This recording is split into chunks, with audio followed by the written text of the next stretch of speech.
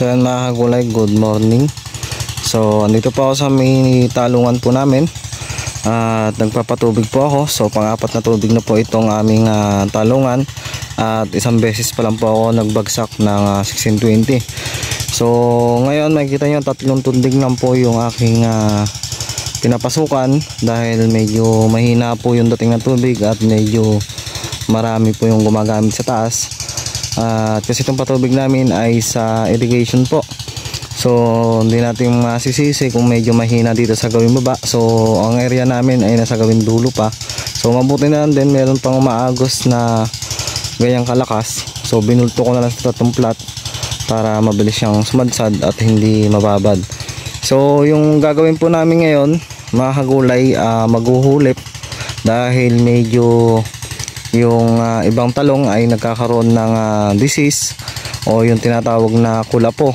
So medyo meron pong mga tudling na medyo madami din yung nagkaroon ng kulapo yung kanyang puno at medyo nagka-problema sa ugat. So ngayon pupunta sila tatay dito at meron niyang biniling naka-tray at nauna na nga lang ako dito kayo ng 3 AM nandito na ako para mag-abang ng tubig. So papakita ko lang sa inyo yung pangisang-isa na medyo nakakukula po yung kanyang ugat. So ito po, so makikita nyo merong parte na maganda naman. Tapos dito, ito makikita nyo nung dinukitang ito mga kagulay medyo okay pa naman to, pero nung ngayon niya makikita nyo na parang meron siyang parang bulak-bulak sa kanyang mga puno. So dito nagkakaroon siya ng parang kulapo at mapapansin nyo na dahan-dahan siyang tutuyo pati yung ugat. Ayan, so sa tingin namin parang ang lupa hindi kasi masyadong nagsisiksik o ampaw kung tawagin. So nakailang tubig na ako mga kagulay dito, pero makikita nyo yung kanyang lupa na hindi siya nagiging lapat masyado. So sa tingin namin hindi nagsasarado yung mismong ugat ng talong at yung iba nga nakatungtong doon sa mismong pasyok ng palay. So dahil nga dito mga kagulay, di ba nga ako po pinagpalayan to, so yung iba nalinis ko naman, pero meron lang po talagang hindi talaga mawala sa area na to yung magiging mga pasyok katulad yan, mga ugat na yan. Pag gayang kasi natuntungan ng ugat na ng talong, hindi po magsasarado, hindi po maghihilom, mayroon pong tendency na hahanginin yung mismong ugat ng talong. Kaya medyo alanganin din na galawin ulit to, kailangan mo nang pa-recoverin to para magsiksik yung lupa. Kasi kaya dinudukitan naman to para po sumingaw yung init tsaka lamig ng lupa at para mabilis din pong matuyo at hindi po mababad yung mismong talong.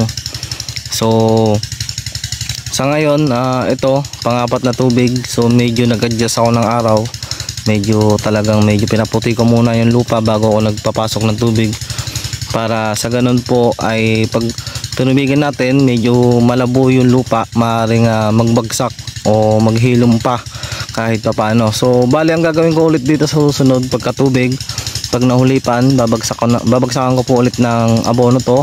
So mga 2 supot po ulit na abono. So 5,000 square meter po ito na aming tanim.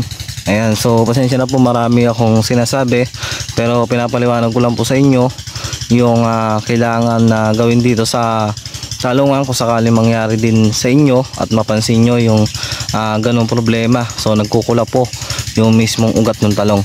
So gagawin ko dito sa susunod ay kakalabirahin tong gitna at dodoblehan ko siya ng kalabera itong daanan ng tubig para sa ganon tumabon pa rin dito at susundan ulit siya ng pagtatabon ng lupa. Ayan, so ayan yung aking natubigan pa. So hintayin ko lang yung mga maghuhulip ng talong dito sa aking talungan.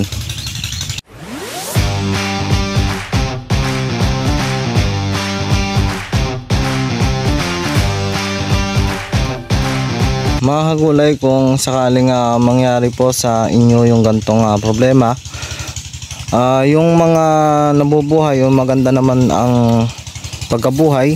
So mag-apply lang po tayo palagi ng fungicide. So sa ngayon, pagitan sa araw po nag-i-spray kahit ganito pa lang po kaliliit, para po kumapal yung ating dahon at yung balat ng puno. So para magkaroon din ng sustansya yung ating kaliksto kahit wala po tayong ina-apply na masyadong abono. So kailangan po natin na kontrolin tong disease na to, pero sa mga tinamaan na, kailangan na po nating hulipan yon ng panibago. So pag nakita kayong pang isang ganyan, mag-apply na po agad kayo ng ng score. Ilang days pa lang itong aming kaliksto, nag-i-spray na ako ng fungicide.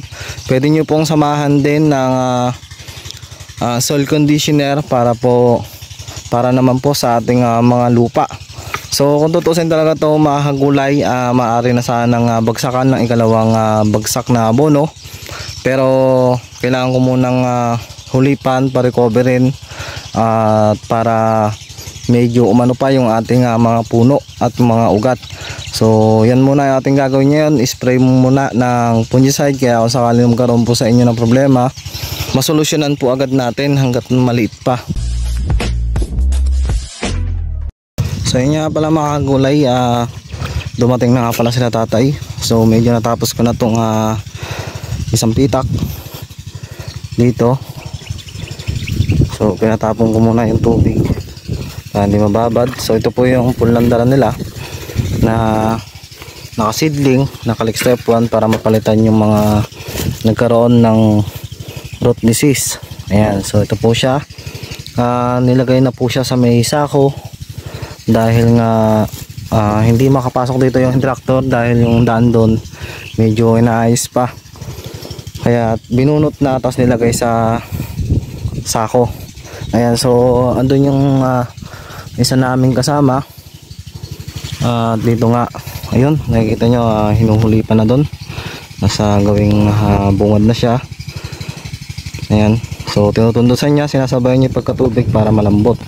At yung naunang natubigan kahapon, at dahil nga nawala yung tubig, binabasulan naman po ni tatay para lagyan din ng punla.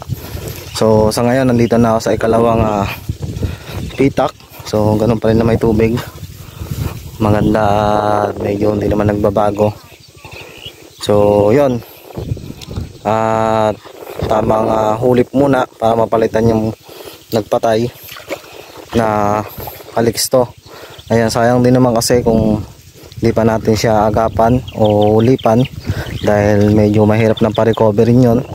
So para hindi na lang din lumala, apply na lang po tayo ng mga fungicide, tapos medyo control tayo sa abono para pag nagpapaugat pa lang siya, makarecover pa yung iba na may root disease para hindi na po siya magdiretso.